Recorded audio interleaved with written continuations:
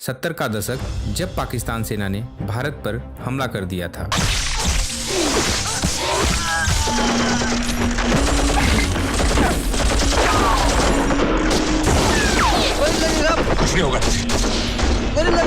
फिर दुश्मन का जवाब देने के लिए भारत ने भी जवाब देना शुरू कर दिया और ये युद्ध बहुत दिनों तक चलता रहा।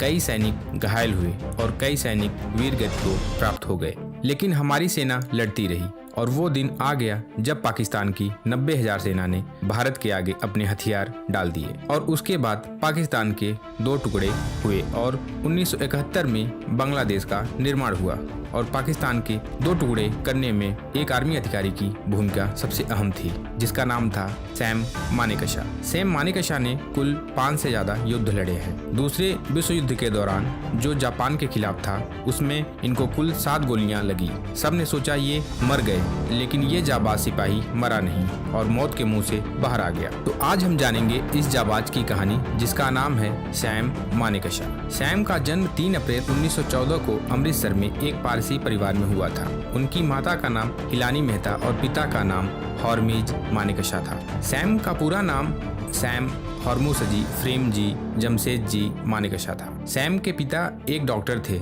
और सैम भी डॉक्टर बनना चाहता था, जिसकी पढ़ाई के लिए सैम विदेश जाना चाहता था, लेकिन इनके पिता ने विदेश जाने से मना कर दिया और गुस्से में आकर सैम ने डॉक्टर बनने का सपना छोड़ दिया और सेना में भर्ती होने का फॉर्म भर दिया और जुलाई 1932 भारतीय सैन्य एकेडमी में दाखिला ले लिया। दोस्तों, ये वक्त ऐसा था जब भारत देश अंग्रेजों का गुलाम था। उस समय भारतीय जवान ब्रिटिश सेना के लिए लड़ते थे और जब सेकेंड वर्ल्ड वॉर स्टार्ट हुआ तब Sam Manekshaw British Indian army में कप्तान का पद हासिल कर चुके थे। बात है सेकेंड वर्ल्ड वॉर की, जब सैम जापानी आर्मी सेना के खिलाफ वर्मा में अपनी सेना को जंग के मैदान में लीड कर रहे थे। अब ये तो सभी जानते हैं कि जंग के मैदान में गोलियां किसी की सगी नहीं होती और ठीक वही हुआ। सैम को एक के बाद एक कुल 7 गोलियां लगी, जिसके कारण उनकी हालत बहुत खराब हो गई और उसी समय आदेश दिया गया कि सभी घायलों को उसी अवस्था में छोड़ दिया जाए और समय निकलता जा रहा था। सैम मानेकशॉ की हालत और खराब हो गई। सबको लगा कि ये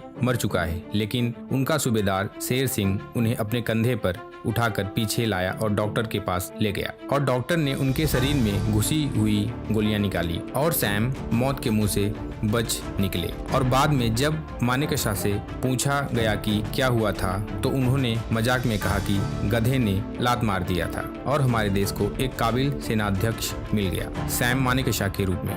1972 में भारत सरकार ने उन्हें पद्म भूषण से सम्मानित किया और सन 1973 में सैम मानेकशॉ को फील्ड मार्शल की उपाधि से नवाजा गया और इस पद से सम्मानित होने वाले वे पहले भारतीय जनरल थे। 1973 में सेना प्रमुख के पद से रिटायर होने के बाद वेलिंगटन चले गए। वेलिंगटन में ही वर्ष 2008 में उनका निधन हो गया। तो कैसी लगी आप लोगों को ये जानकारी? अगर अच्छी लगी हो तो चैनल को लाइक सब्सक्राइब जरूर कीजिए। जय हिंद, जय भारत।